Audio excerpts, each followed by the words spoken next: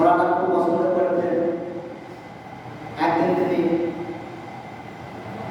তার খাদেমকে বলল যে আমার রাজ্যে যতগুলো ঘোড়া রয়েছে সমস্ত ঘোড়াগুলো তোমার একত্রিত করো ময়দানে, আগে একটু দেখতে যাবো।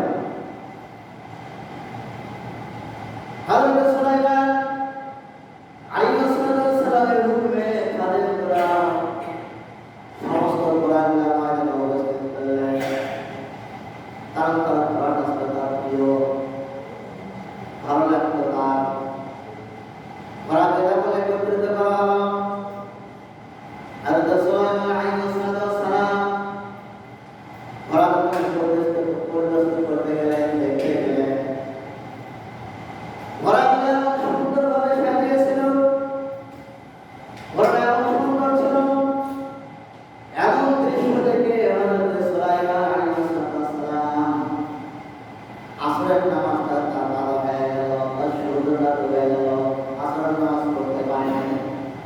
আর ওই সৌন্দর্য দেখতে দেখতে তার মনে ভুলে গেছে আসরের নামাজ পড়া, মনে ভুলে গেছে সূর্যটা ডুবে গেল। এবার হযরত সুলাইমান আলাইহিস সালাম টেনশনের মধ্যে পড়ে গেলেন যে আমার তো আসরের নামাজ কাজা হয়ে গেল, এটা কেমন কথা।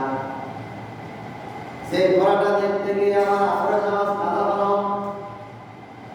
সমস্ত ঘোড়ার নিকটে তিনি চলে গেলেন এবং একে একে ঘোড়াগুলা লড়াই করতে শুরু করে দিলেন। এই ঘোড়ার জন্যই তার আসরের নামাজ কাজা হয়ে গেল, আমি এই ঘোড়াগুলা জমির মধ্যে রাখবো না।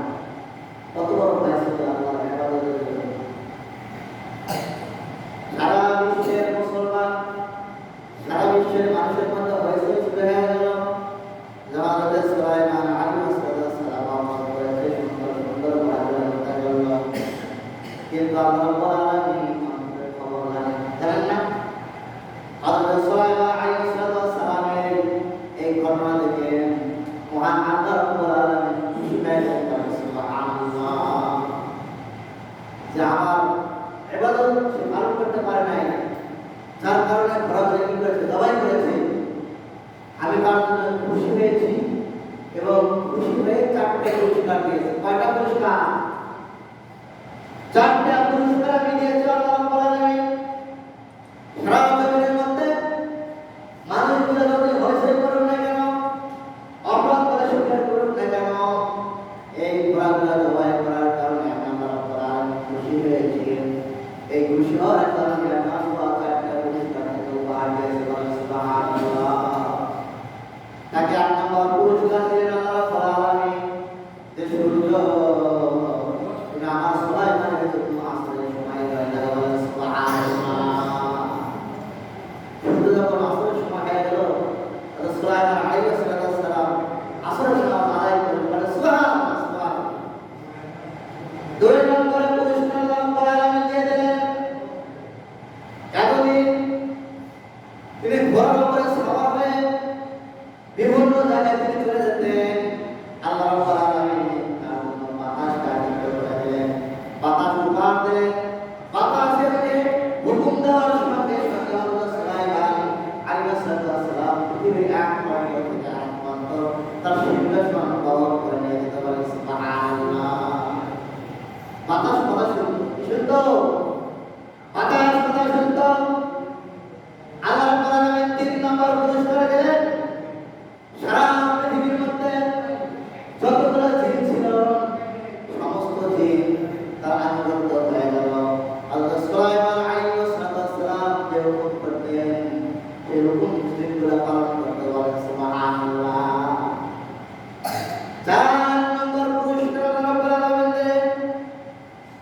সুলাইমান শুনুন, সাগর মহাসাগরের নিস্তলায় যতগুলো মণিমুক্ত রয়েছে, তুমি সমস্ত মণিমুক্তগুলো যে সমস্ত ডুবুরে ছিল, এই সমস্ত ডুবুরের চিন্তা ওই মণিমুক্তগুলো তুমি উত্তোলন করে তুমি রাষ্ট্রের কাজে ব্যবহার করে বলেন। সুবহানাল্লাহ।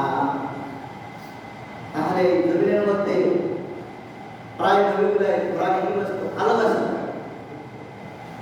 সাহাবায়ে কেরাম জিজ্ঞাসা করলেন, হাসরের ময়দান সম্পর্কে যখন আলোচনা করলেন,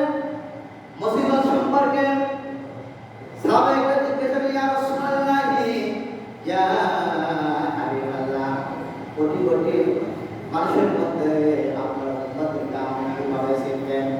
নবী করিম সাল্লাল্লাহু আলাইহি ওয়াসাল্লাম বললেন, সাহাবারা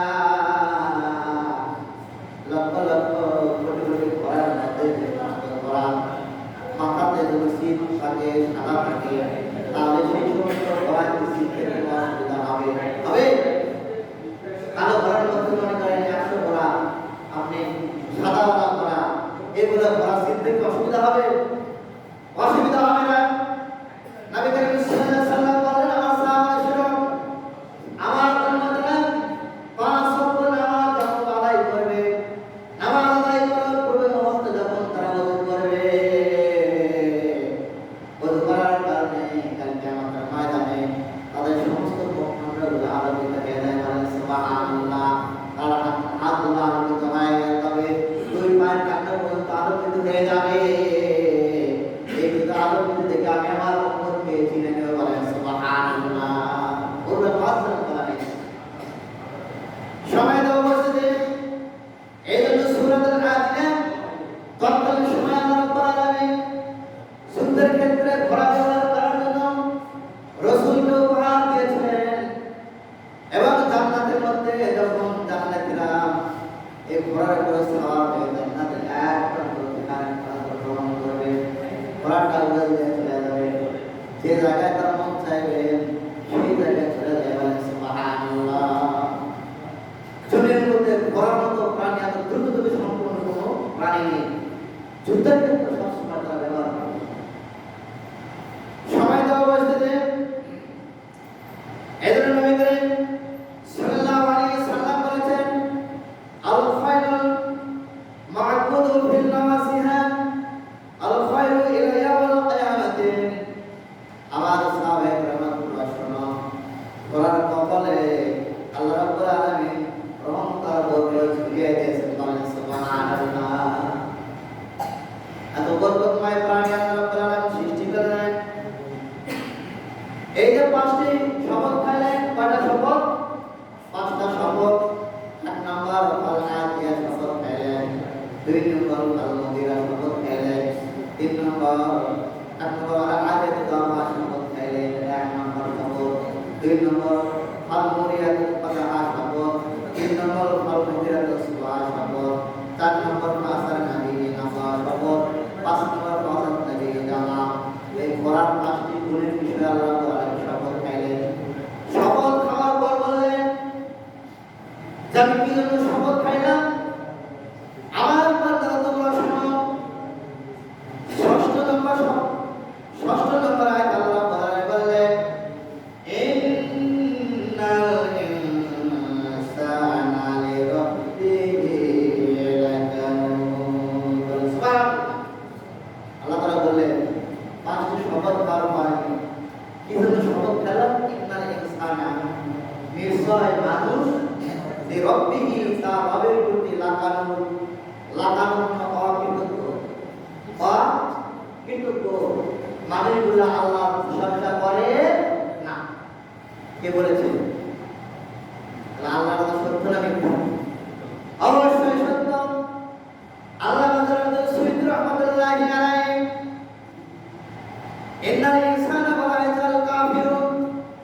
সারা পৃথিবীর মধ্যে যে সমস্ত কাফের ছিল, মুশরিক ছিল, ইহুদি ছিল, নাসারা ছিল, সারা পৃথিবীর কাফেরকে এখানে বোঝানো হয়েছে। আর এরকমই লাকানুদ দ্বারা বোঝানো হয়েছে যে তারা আল্লাহর নিয়ামতকে যারা অস্বীকার করে তাদের নাম বলা হয়। সুবহানাল্লাহ। আল্লাহর নিয়ামত যেগুলো দেওয়া হয়েছে, এইগুলো নিয়ামত যারা অস্বীকার করেছে, আল্লাহ তাআলা তাদেরকে কি বলেছেন? লাকানুদ বলা হয়েছে। অর্থাৎ সে অকৃতজ্ঞ বান্দা, আমার শুকরিয়া আদায় করে না। আমার কাছে 5 তলা বাড়ি দিয়েছে, গাড়ি দিয়েছে, সুন্দর নারী দিয়েছে, সুন্দর দিয়েছে, তা আল্লাহ শুকরিয়া নেই। কেমন আছে না? আছে। কিন্তু আল্লাহ রাব্বুল আলামিন আপনাকে যে অবস্থায় রেখেছে সেই অবস্থায় শুকরিয়া করলো না। আল্লাহ আপনাকে শুকরিয়া করলো। আল্লাহ শুকরিয়া করলে খুশি হন আল্লাহ। এই খুশি হন। এই শুকরিয়া প্রশংসাটা আমাদের আব্বা জান শিখিয়েছেন। হযরত আব্বা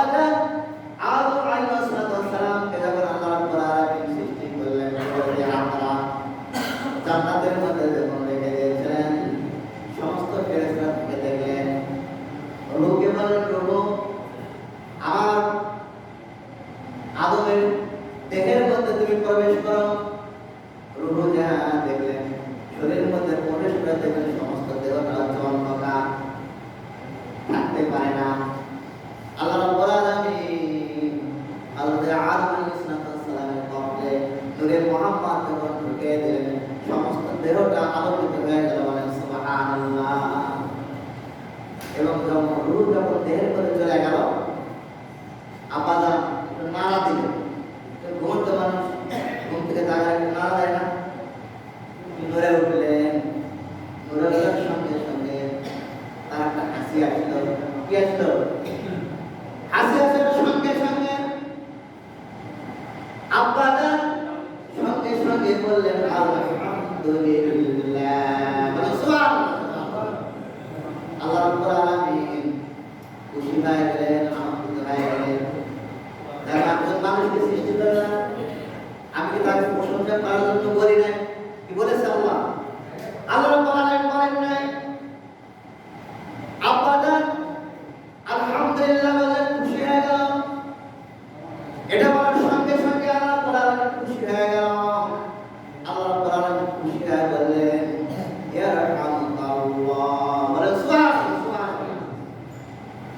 তখন থেকে আল্লাহ রাব্বুল আলামিন জারি করে দিলেন তোমার যে সমস্ত বান্দা, তোমার যে সমস্ত ছেলে মেয়ে জমিনের মধ্যে হাসি আসবে, কি তেলাওয়াত করবে? আলহামদুলিল্লাহ, বলে সুবহানাল্লাহ। আর যে শুনবে সে বলবে ইয়ারহামুকাল্লাহ। আলহামদুলিল্লাহ এই শিক্ষাটা কে দিয়েছে? আমাদের আব্বাজান। কে দিয়েছে? তাহলে সর্ব অবস্থায় প্রশংসা করবো কার? আল্লাহ রাব্বুল আলামিন সূরাতুল বাকারার মধ্যে বলেছেন ফাযকুরুনি আযকুরুকুম ওয়াশকুরুলি ওয়ালা তাকফুরুন, সুবহানাল্লাহ। আল্লাহ তাআলা বলেন বান্দা ফাযকুরুনি, যখন তোমরা কি করবে? স্মরণ করবে, আমি তোমাকে ততবারই স্মরণ করব, বলেন সুবহানাল্লাহ। এই জন্য কবি একবার বলেছেন दिल से जवाना करती है असर रखती है,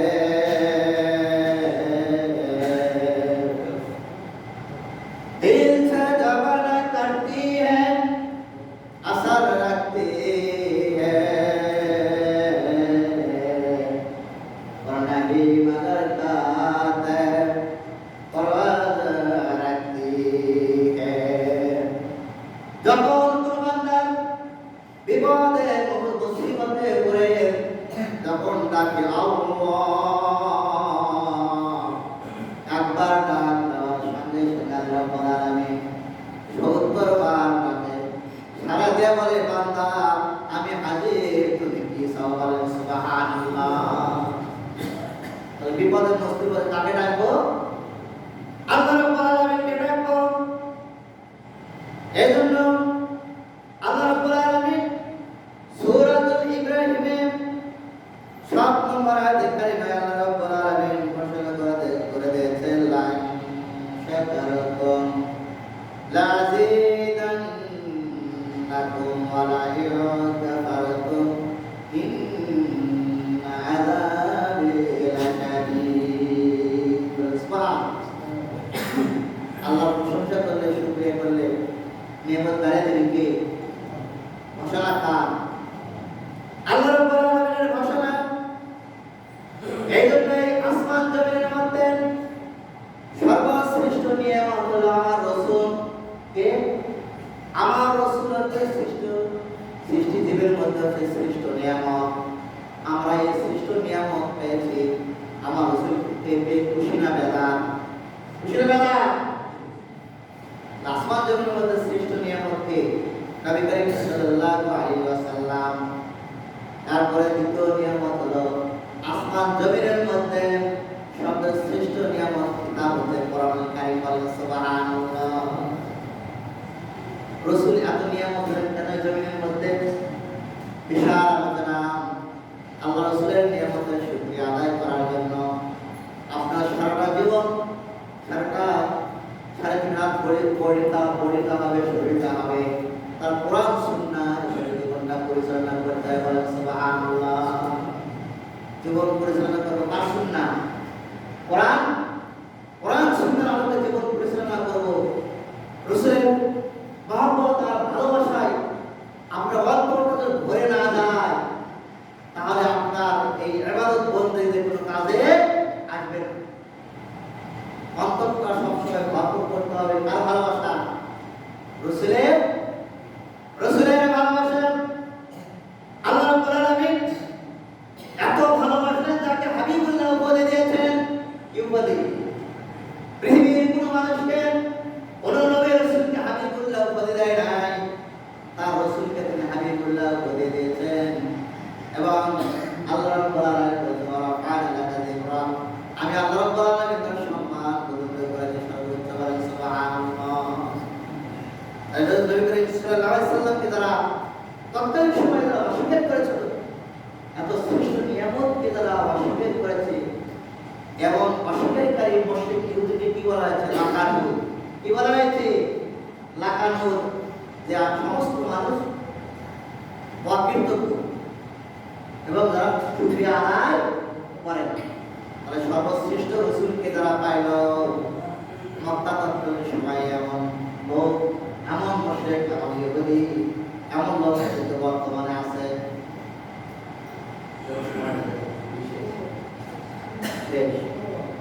সমাজ উপস্থিতি তাহলে পৃথিবীর শ্রেষ্ঠ নিয়ামক সে রাসূলের নাম কি?